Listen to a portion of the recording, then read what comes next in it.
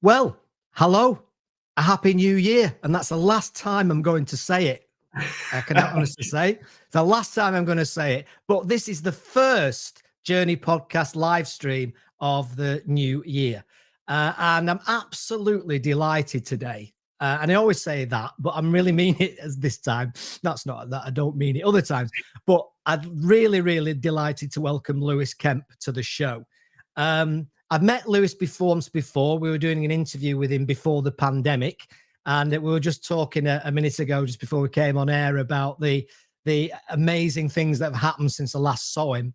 But in the meantime, I've obviously been watching him from afar, particularly on LinkedIn, and I've always been impressed with his insights and, most importantly, his honesty. So we're going to talk about that today because I think it's a fascinating area, authenticity, which we all talk about, but a lot easier to say than do a lot of the time. But I have to say, Lewis does walk the talk. So no further ado, Lewis, very warm welcome to the Journey Video Podcast Live. Please tell us who you are and what you do. Yeah, thanks for having me, mate. So yeah, I'm Lewis. I'm the CEO at Lightbulb Media. We're a straight-talking digital agency. We're based in Manchester, and we help brands and people grow online through social media, paid advertising, and content marketing. Fantastic. Right. So digital, where the hell do we start? Right. I'll tell you where we'll start. We'll start slightly off-piste of digital, and we'll just talk about the authenticity that you create on LinkedIn, particularly LinkedIn, because obviously that's where I see you most. Yeah. We all talk about authenticity, but being authentic and actually talking about authentic and being authentic is quite a challenge. Now, I cover something when I run podcast courses about social phobia, the fear of being judged. Yeah. And a lot of us, and I include myself in this, is that we kind of see ourselves in these professional areas and we want to be professional. So as a result, we tend to be, there's a great danger that we become quite boring or a bit staid. Yeah. You don't do that.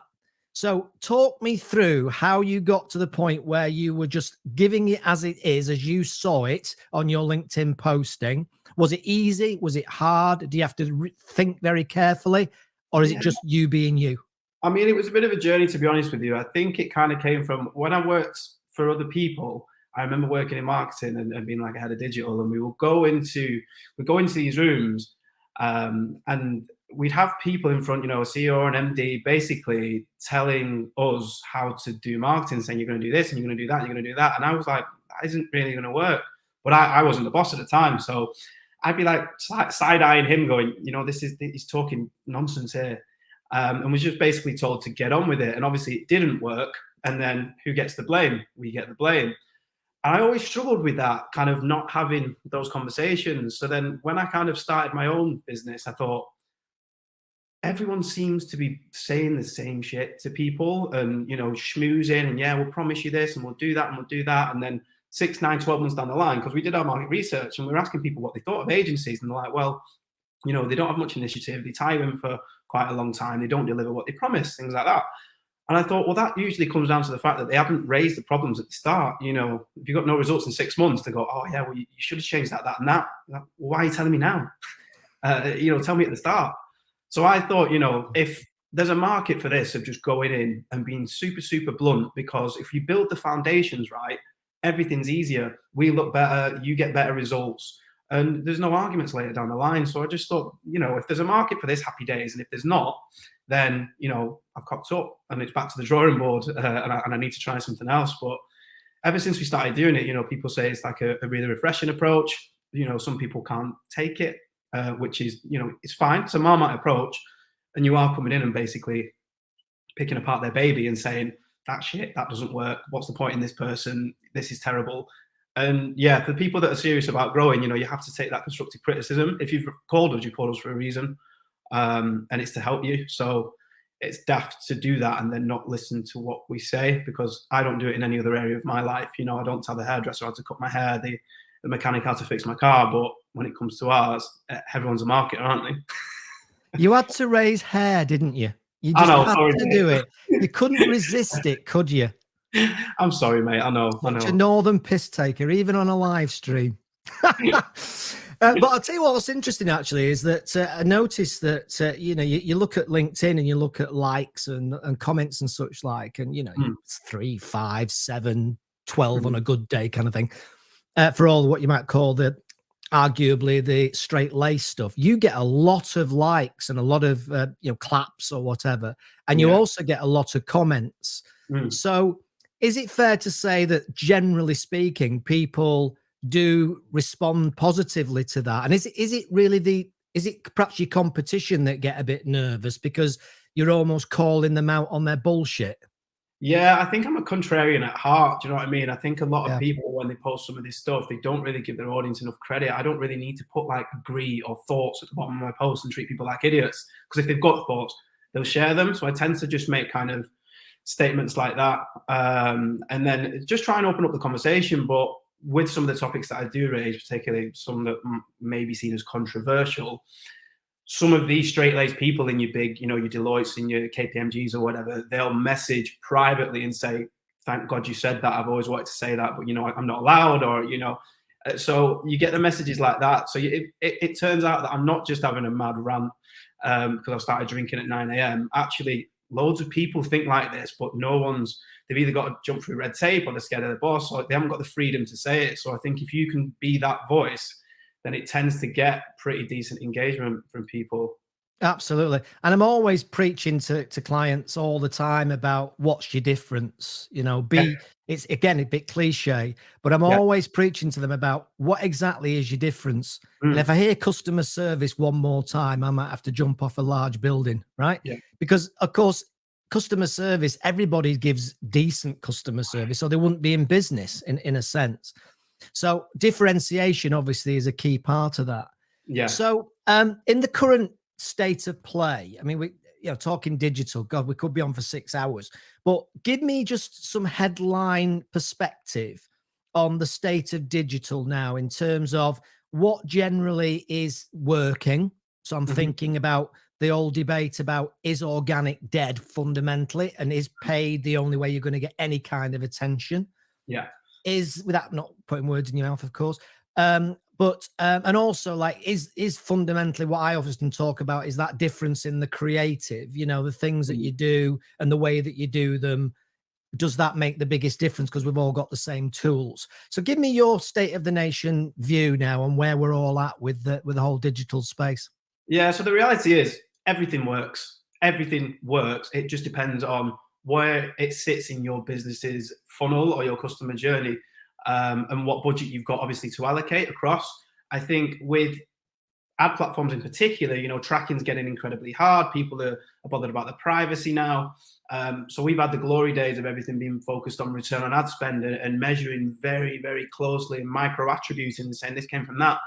But realistically, you've got to start zooming out now and looking at a multi-channel journey. So, someone who comes through and types your brand name in and buys something, you go, "Oh, that's all organic." Well, how did they know your brand name in to type it if they didn't see it through an advert or something else? And a lot of business owners struggle to really zoom out. They still want to do that micro attribution. And the ones that kind of stick in that, they're the ones that have been treading water or really kind of going under. But like the kind of 7 and 8 figure brands that we work with, they understand that it's kind of a larger piece. It's multi-channel. You have to look at, right, well, if I've got X budget, how is that best spread across X, Y, and Z to get me the best results? Organic isn't necessarily dead, but a lot of people measure it in the same way they measure paid. And now I did 3 posts. Why am I not in there? And that's not what it's for. You've got to be looking at different KPIs for that. Your conversation started and people sharing it and saving your posts. It's all very much in the mid funnel, because people might see an ad. What are they going to do? They're going to check out your organic pages. And if the last post you did was a picture of a cup of coffee 4 years ago, they're probably not going to buy from you. So it's that nurture process there, and then direct them somewhere else or retarget them and send them to buy your products or service. So it's about really structuring that journey, not trying to be all things to all people, but looking at your customers and going, right, where do my customers hang out? What are their pain points? How do I get it in front of them for the cheapest possible way? How do I get them onto my website so I can track them and then follow them around the internet until they buy from me? And you can do that with paid or organic. Look at LinkedIn. The organic reach on there is astronomical. TikTok, the organic reach on there is astronomical. It just depends what's right for you and where your customers are. Do you think there's a tendency to, I'm thinking about TikTok now as an example, and we all know TikTok was nowhere to be seen just a few years ago, short few years ago. Yeah, Do you think that is there a tendency for people to jump on bandwagons? I absolutely. mean, I'm thinking obviously like, oh, I need to be on TikTok now because everybody's talking about it. Is there a tendency to do that rather than just being sensible and mechanical about and practical about it? Absolutely. The fundamentals Mm. have never not worked, but people do love, shiny object syndrome, and they'll think, "Oh, I need to be on here and I need to be on there." But realistically, attention spans are at an all-time low, and they're only going to keep going down. The bar for content, and whether that's visual content, whether that's video, podcast, creative, copywriting, it's been raised massively. And if you're churning out shit, it doesn't matter how consistently you do it or how many platforms you're putting it on, it isn't going to work. So you actually got to think about what you're putting out rather than doing it for the sake of it. You've got to be a lot more intentional with it and put it as part of a strategy rather than just a brain dump or something that I feel like I need to do because no one's heard from me for 3 days. Oh, quick, do a TikTok on what? Well, I don't really know. I'm supposed to dance. Yeah. So I'll dance with a logo. Yeah, but you you're Yeah. selling insurance. You're like, well, who's that for? Like, Yeah. what's the purpose of it? Like, and a lot of people don't think that there's not enough structure and strategy, and people just go out. They need to put out 3, 4, 5 posts a week. But why? If you can say everything that you need to say in 2 or 3, are you just doing quality over quantity? Are you doing it because someone's told you to do it, or is it part of a bigger strategy? So I think that's massively overlooked at the moment. So one of the things that I always think is that I'm reasonably creative, I'd say, as an individual. Not in the sense of painting or sculpting. I couldn't. Trust me, it looks like a 3-year-old has drawn a horse if I draw it right, and I'm not exaggerating there. But in terms of ideas and concepts and everything else, but I kind of almost like perhaps at times assume that people have got an element of creativity in them. Mm. Is that true, or is one of the biggest challenges coming up with the ideas of the creative in the first place?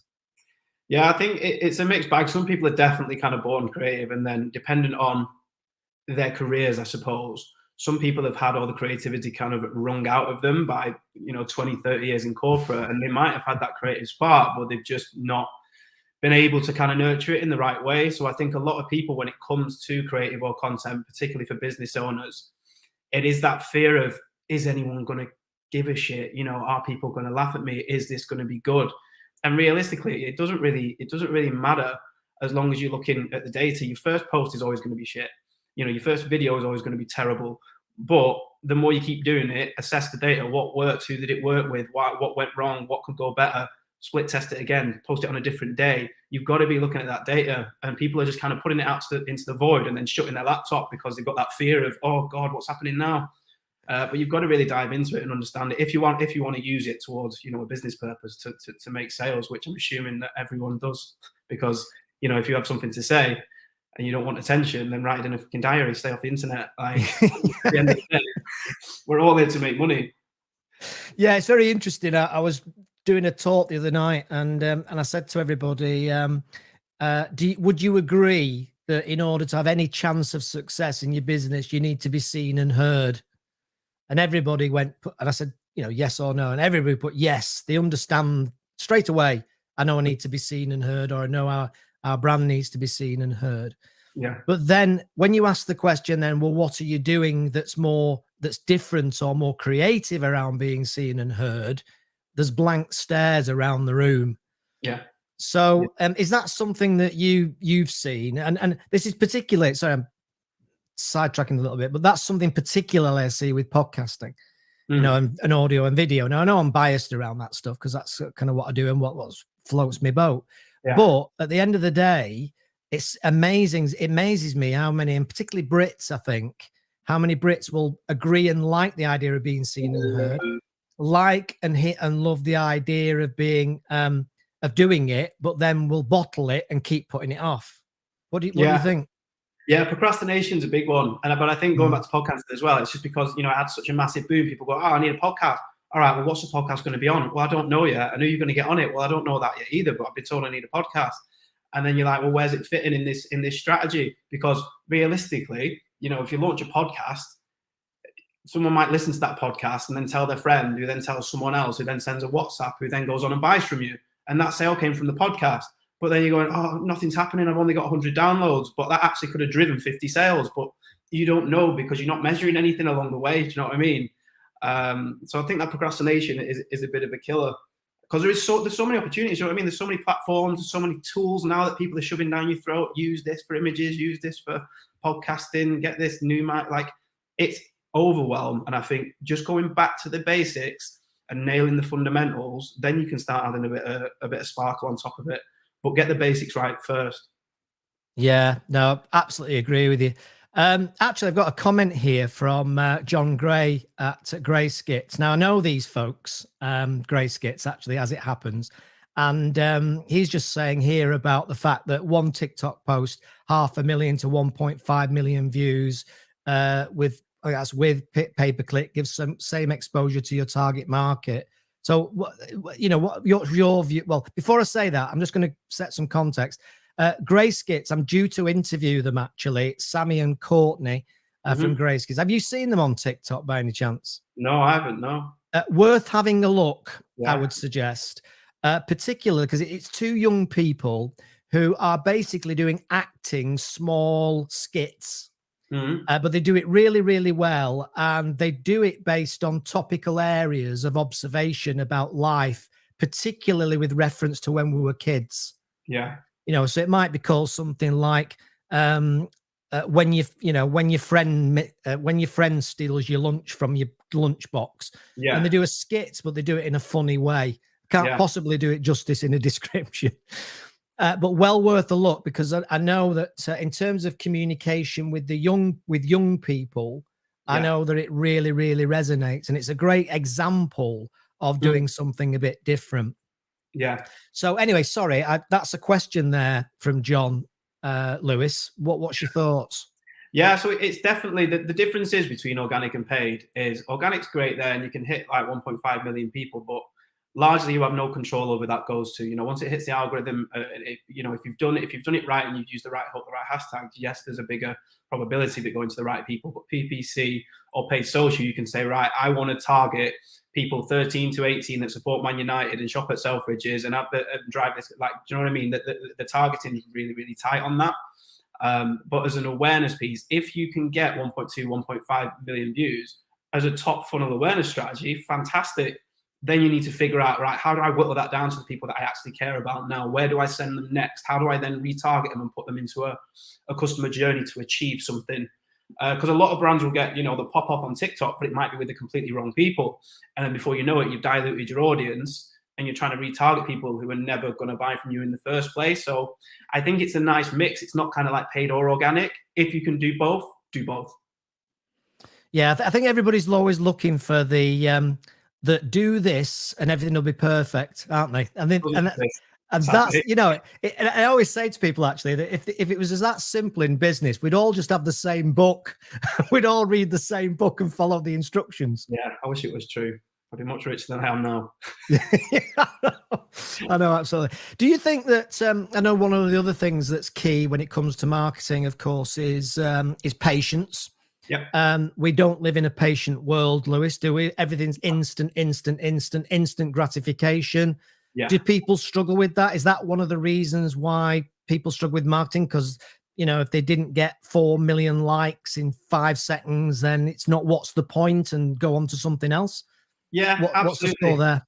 And it's different between like businesses and people as well. So I've done plenty of posts about it. Like when I first started out, I was posting and nobody really cared, for the first like 6 months. It took 8 months to get our first client from kind of content marketing. And that's just because you stick around, you deliver content in a consistent way that people can't really argue with, that makes them think. And then you back it up with social proof. And eventually that kind of inbound funnel builds. And then, you start growing, and then it becomes, a nice hockey stick that is consistent. And then businesses on, paid ads, that's based on data. If you've got a 10-year-old business, you've got buckets of pixel data, all this customer persona information, yes, we can come in and probably get results from month 1, 2, or 3. If you're launching a startup and you have absolutely no product market fit, you don't really know who you want to target, and you've got 500 quid and you're expecting to go to the moon within the first 90 days, you're pissing in the wind. Like, you've got to actually factor this in. Nobody knows who you are yet. Nobody cares who you are yet. They haven't been to your website. They've not gone into any journey. Like, it's a long process to build a brand that people trust and care about, particularly if you're in a saturated market. So we try and have those honest conversations with people and, you know, pull the head out of the clouds a little bit and go, whatever people are promising you, this is the reality of it. This is how it's going to work. And that does us a detriment sometimes, because people come to us and say, oh, well, these guys have promised us 5, 10x in month one. Well, you should go with them 100%. And then 3 months later, they'll go, oh, it's not worked out with those guys. I go, imagine that. Imagine that.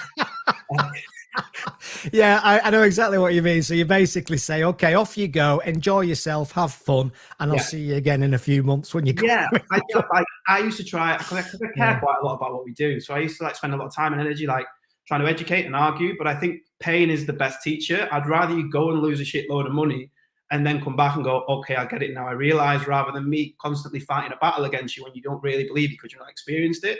So I think everyone should go and get burnt by someone who's terrible in the early stages, and a lot do, because they base their buying decisions on price. That's why they'll go to, you know, a Fiverr or get your mate's dad's dog to do your ads for you or something like that. I think, okay, go do it, get burnt, realize it doesn't work, and then come in and we'll put a comfort blanket around you and we'll do it properly. But we're going to manage your expectations as well and tell you exactly how it's going to be. Yeah, that's so important, and that's what I love about the way you go about it, because it is very refreshing, I have to say.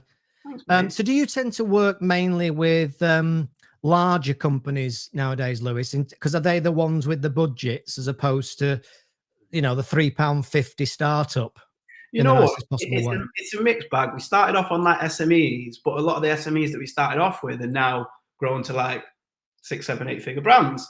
So it's one of them, like how we base it. You know, we start everyone pretty small, we build trust, and then we scale up, and we don't earn more until they earn more. So that it's kind of nice for people because we can scale up with them. And then we realize, yes, we get great results. You know, some people want to spend 400 or 500 grand a month on ads. That's great. You know, we can smash that. But then we've also got kind of like, you know, the more flexible stuff like consultancy, paid advertising, training, like profile makeovers, the little bits that can really help you if you can't really afford someone, but at least you can have someone that knows what they're doing to basically tell you or teach you or give you a recording of something. This is how you do it properly. Try it yourself. You know, if you need us for a couple of hours a week or whatever to consult and make sure that you are pressing the right buttons and measuring the right things, that's fine. And it's a lot more flexible than a, you know, boom, 3, 6, 9, 12 month retainer. So there's something really for everyone. It just depends where they are on their journey, what their budget is, and what they want to get out of it. That's very, very true. What would you say then, in general terms of your observations over the last, just say for the sake of argument, 12 months, what would you say businesses are struggling most with? I know that's a very broad question, but is there any, I know. And look, for people watching this, actually, Lewis and I have not spoken before this. That's not the way we do these things. We just go in there. He knows I'm not going to ask him about the mating habits of a lesser spotted squirrel. So he knows I'm going to keep on topic. So generally speaking, is there anything that you've noticed that you think, the people are really struggling with that? And it might be that part of that conversation about, you know, the breadth of different options there are for marketing now and trying to get your head around what's right for you, you know? Yeah, I think the measurement of it all is probably the biggest aspect, because you're having to kind of re-educate someone who's been so obsessed with measuring what's the ROAS from that ad and what did that post do. That is basically cancer to a business over the last like 3-4 years. If they're not zooming out and looking at it and assessing it, and you know, they're trying to keep everything in silos and make them compete against each other rather than realizing that they all interlink, I think that's a real business killer. And then I think creativity, you know, the willingness to test, because like with advertising or with organic content, you should always be split testing. And then we see people that are like, no, this is who we are, this is what we say, this is how we communicate. And we're like, yeah, but no one has given a shit about anything you said for 10 years. Do you not think you should switch that up a little bit? No, the boss said this, it's got to be compliant. And you're like, all right, cool, keep treading water. Like, I'm not going to sit and try and waste my time trying to educate you. Like, there's a reason you came to us, and that's because 10 of your competitors are taking your market share because they're being more creative, they're taking more risks. At the end of the day, the markets have changed as well. The people with the buying power, we're very, very used to that corporate, you know, we're dynamic and we're innovative and we're game changing. They lap that shit up. But now the people with the buying power, you know, like millennials and Gen Z, they want to be spoken to in a different way. They want to look at like your ethics. They want you to level up on your content. They want you to do stuff outside the business that shows like what kind of people you are. they make different buying decisions on different platforms in different ways. And people are just neglecting that. And eventually your target market will die or retire. And if you haven't got the next one coming up, you haven't nurtured that, you're going to be banging trouble. Yeah, that's so true. That's so true. And you know, I've seen that myself as well. And I have to keep reminding myself, it's a strange thing, because as you get older, you'll find this one day, mate, one day. As you get older, you forget that you're getting older. People Yeah. are coming through, like you said, Gen Z and these sort of 24, 25-year-olds are actually people who have got decision-making power in some quite large organizations. Yeah. And you forget that. Yeah. You know, you still think they're old, bald, wrinkly people like me, but of course it's not the case. It's just not the case. So, you know, understanding that is, I suppose, is a key part of that process. I've got a question here, actually. Amazingly, was something we talked about just at the start, and it doesn't surprise me it's come up. What do you think about ChatGPT? So let's kind of just cover that topic, seeing as we've been asked it by David. Do you know what? Like, like I like the evolution of like tools in society, and I think as a tool, it will be great if used in the right way. What people are going to use it for is to create buckets and buckets and buckets of mediocre content. And if you've read anything that it produces, as far as blogs or articles, it's very much kind of GCSE history exam. In addition to this, and therefore, and furthermore, I do think this. It's devoid of personality, because it's only learning from what it's got the highest volume of before, which is mediocre content. So in a way, I'm kind of happy for it, but because it's going to make us stand out. Do you know what I mean? People that actually invest in proper copywriting, we were already helping businesses stand out. But now everyone throws all this shit and it's so vanilla. It's going to make us stand out even more. So we can put our prices up nice and high. So it's going to be good for us in that sense. But I think as a tool, it is going to help a lot of people as far as, you know, if you've got writer's block, you know, you're trying to think of like topics or anything like that, or you're used to spending 3 or 4 hours on research for like legal or financial things, and you don't know what sites to look on. 100% it can shorten that research time down to literally seconds, or it can be inspiration for you then to go and write yourself. I think anyone using it as a kind of done for you copywriter is an idiot, but their bottom line will tell them that once they realize that nothing's coming in because they sound the same as everyone else. And I don't think people have looked into the actual penalties that they're probably going to get from Google for duplicate content, because everyone's going to have the same stuff. So it's going to have a big effect probably on SEO. I haven't seen too much of it, information on that, but they'll basically get penalized, be lower down in the rankings. And yeah, so I think people are just getting really excited over a shiny new toy. It's going to get better. I don't think it'll ever replace a good copywriter, to be honest with you.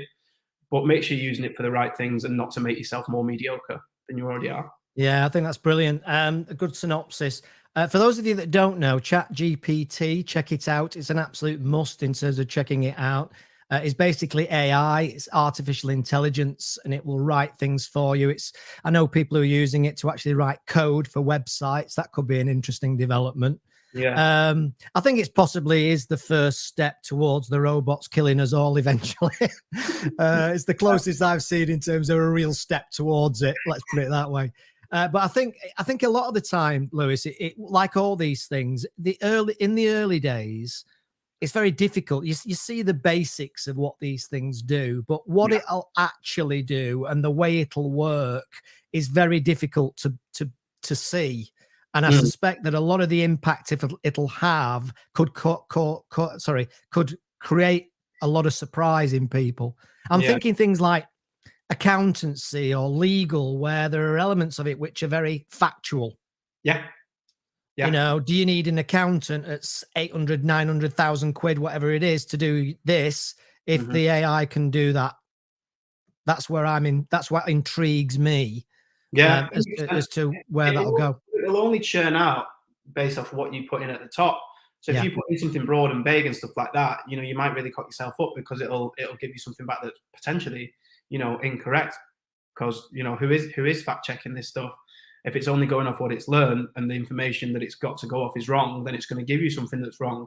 Like who's vetting that? Who is fact checking it? And I think for people like, you know, in finances or accounts or legals, this is the shit that makes you money or keeps you out of jail. So I'd probably want a human being on it. I'll be honest with you. For now. Yeah, for I'll now. get you back on in 3 years' time, and we'll have another Yeah, conversation about it. And I'll I'll just be a say, cyborg. we'll Yeah, we'll say something like, "Christ, I never saw that coming." yeah. It won't even be Yeah, me. yeah. It might well, but yeah, I'll call you out, mate. I'll get you back on and say, "So, what do you think about that then?" Oh well, No, yeah, but it's very it's I think it's all about I just think it's all about just things that are very interesting in development terms, and people do like the future. I've yeah, noticed that whenever I create debate in a talk or whatever about the future, people come alive more. yeah. You know, what's going to happen next, because none of us know. You know, none of us are Nostradamus. Mm, We have to read it in terms of like what you might call the present tense, and sort of my area, which is fundamentally communicating via video and audio. yeah. What's the situation now in terms of digital and digital media from your perspective around the growth of video and audio? Will it continue to grow? Will it plateau? Has it plateaued? What's your thoughts on it? Yeah, I think it grew, but the efficiencies didn't necessarily grow. So a lot of the ads and stuff, people are like, let's run more video ads, let's run more video ads. And the best performing ads that we have are literally just like still product shots for e-commerce brands. So we're constantly testing. And just because more people are doing it, that usually means more people are going to be churning out shit as well. So it kind of ruins the kind of magic of it. And I think the people that do it well will definitely stand out. But again, it's just another thing like, am I doing it because it's going to be useful to me? Or am I doing it because someone's told me that I need to do it, even though I don't really want to do it? I don't really know how to do it. Like, are you just procrastinating and taking your eye off the ball when you should be focused on revenue here and you're dicking about on video? Where just go and get a customer. And at the end of the day, the core of everything is copy. I've always said it's the most important skill in marketing because, yeah, you can have a fancy video or a fancy graphic or whatever it may be, and that'll stop the thumb scroll. But the copy is what hooks them in. The copy is what, makes them feel something emotionally. The copy is what sends them somewhere else. So you can be great at getting attention, but unless you're good at holding it and then sending it somewhere else and then converting it with a funnel or a strategy, doesn't matter how much attention you can get. Doesn't matter how many likes you've got. Doesn't matter how many followers in Belize or Colombia you've got. Like, it has to lead to somewhere. Yeah. And for most people, it doesn't. It's literally just a dopamine producing activity where they can just feel like, they're popular or famous or successful, and then use that, proclaimed success to then sell something to other idiots that will also then go and chase that dopamine. So it's a kind of never ending MLM cycle of nonsense. And I think there's just an elite layer of people that just do it really well that will just mop up the market share. Yeah, that's very, very true. I mean, to be fair, I sound like an agent for Grey Skits at the moment. I'm not. Just I know John's on the chat from Grey Skits, and but they seem to have got that. They're just the right length to not be boring. Mm. They're huge, so they use the classic, and we all know that humor is if you can get the humor right, it's amazing. It might actually be worth you having a chat with Lewis, John, just to see if there's anything else you could do to take some of that forward and, into funnels and capturing data and things like that. I could imagine you guys having some, an interesting conversation there. So might just be worth having a chat about that, I think, off this session. And if this nothing else comes from this, that if you guys get to talk and from your point of view, Lewis, I think it'll be interesting for you to see the sort of stuff that's going on. Because I know you look young, but you're not actually as young as you look, are you? Not that young, no. Into my 30s now. I'm into the glory years, yeah. Yeah, but you did admit you're from the moisturizer for men brigade. You did say that before we came on air. Yeah, honestly, I don't know what I'd look like if I didn't use that. Christ almighty. Not good. I Absolutely love it. Ramsey. I don't want to look like him as well. Yeah, yeah, absolutely.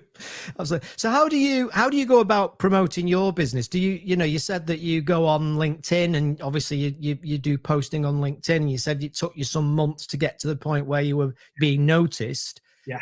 Is that the main route, or do you eat your own dog food, as they say, and do some of your own stuff with your own stuff? No, to be honest with you, we've never advertised. We've never spent a penny on paid advertising. One, because I don't like rejection, and two, because I think if it's inbound, they're pretty much 80-90% sold. So everything that we do is from either, referrals from existing clients that are super, super happy, or just inbound content, inbound people coming from the content that we've seen, or someone talking about us, or seen us on a podcast, or whatever it may be. So yeah, it's been good. And because we kind of like aggressively disqualify, or we try to, you know, a few knobheads slip through the net here and there. But realistically, if someone's coming to us, they know how we speak, they know how we operate, they know exactly what they're going to get.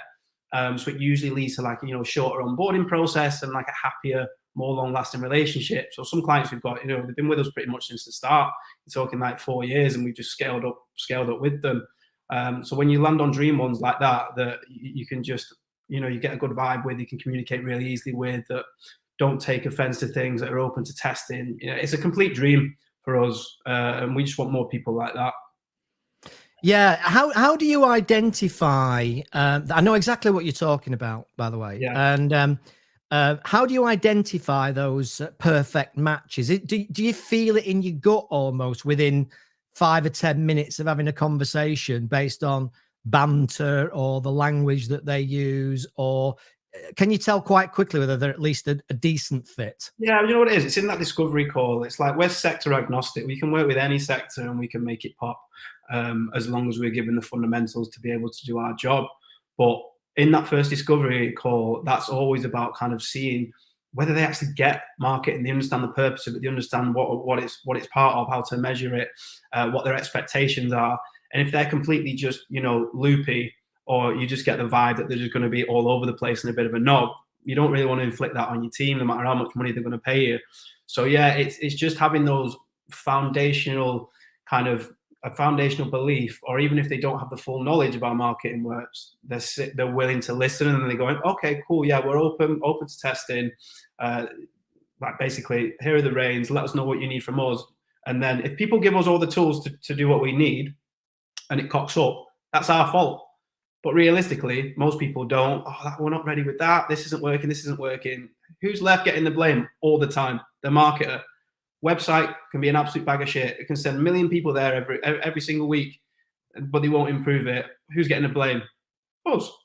No, go and fix it, build the foundations properly, and then we'll amplify you and find the right people and bring them in. So yeah, it's just having those sometimes difficult conversations with people, because yeah, they are difficult truths sometimes. You know, sometimes people are too early, the budget isn't big enough, the website isn't big enough, the team don't really know what they're doing or don't have the technical skills. So yeah, we just assess it really honestly, and that's why we say no to most people. Yeah, it is the holy grail, isn't it? I think any small business in particular, I think they would say straight away that the holy grail is being able to choose your clients. Yeah. And I do know people, and I'm sure you'll relate to this, where they came out of corporate because they didn't want to be told what to do anymore, and dance the jig to tossers at senior level in the company. And then they end up turning around 5 years later and they say, Christ, I'm now dancing this to different tossers who are clients because I need to keep them. So it must be that is obviously a strategy. I think that's bang on. Yeah, I think it's, you know, I was delusional at the start. Like I've always been like delusional and just knew that what I was saying was true. So even in like, don't get me wrong, in year one, yeah, I took on a few clients that were a bit arsey and stuff like that. But I remember in year one, it was all like bars and restaurants and stuff like that. And then we had COVID come along, which was nice, which completely like wipes everything out. And then I thought, oh shit, panic station's here. Yeah. And then literally 2 days later, the phone didn't stop, and it was, you know, e-commerce brands and finance and HR and people looking for lead gen and, you know, loads of exciting B2C stuff as well. So it's just been kind of upwards from there, really. Yeah. Yeah, no, absolutely. Right. You know what? That's a wonderful conversation. Thanks for that. I'll call it a day there because I know the attention span of people today is about 6.3 seconds. So however brilliant our insights, and particularly your insights, have been today, probably 90% of people switch off after 5 seconds because they get distracted by something else. I mean, it's just the way of the world, isn't it? Absolutely. It is, sadly. So thanks very much for joining me today. John, obviously get in touch, message me, and let's get that interview in about Grey Skits. And I'll actually put some of your examples of your TikToks and Instagrams and such like on the actual show, because I can do that on here. And then and hopefully Lewis can then go and have a look anyway and just see what it is you're doing, because I think there's potential opportunity there for some kind of joint venture maybe. You know, I'm sure some Lewis's clients might be interested in what you're doing and how you're doing it. So maybe you could do a deal there as well. So Lewis, it's been a little while getting this sorted. All my fault. I do apologize for that, but it's been well worth the wait, and fantastic to see you again. I hope next time I see you, you'll look just a little bit older. It would make me feel a lot better if you just stopped staying the same age. I'll do my best for you, mate. I appreciate you having me on. Brilliant. Thanks for that. So anybody wants to contact you or check you out more, then Lewis, how do they do it? Yeah, lightbulbmedia.co.uk is our website. Let us know what you think of it, or you can just drop me or one of the team a message on LinkedIn as well. We're pretty active on there. Fantastic. And I've got a few things coming up in 2023, and I've already got you down to have a chat to you about some of the things I want to do and see if you can help me out with that. So that's obviously an opportunity for you as well. So, and obviously you're a fellow Manc, so what more can you say? My sins, I know, yeah. Which is how you get away with being so honest and open. I know, yeah. I just use the Oasis ideology. You know what I mean? Just say it as it is, and then what can people say? Yeah, exactly. Right. Okay. Thanks then, mate. I'll see you again soon. And thanks for everybody for watching. Really appreciate you coming on. Hope you got some insight there, some thoughts. You're all going out now to find out if your job's under threat from chat GPT, even GPT. They need to come up with something a bit easier to say. I know. Chat GPT, done it again. Just call it lazy copy and just lazy bastards, we'll call it. That's what we'll call it. So thanks a lot, everybody. See you all again soon on another live stream. And thanks again, Lewis, for your time today. Much appreciated, sir. Cheers, mate. See you soon. Cheers, everybody. Bye-bye.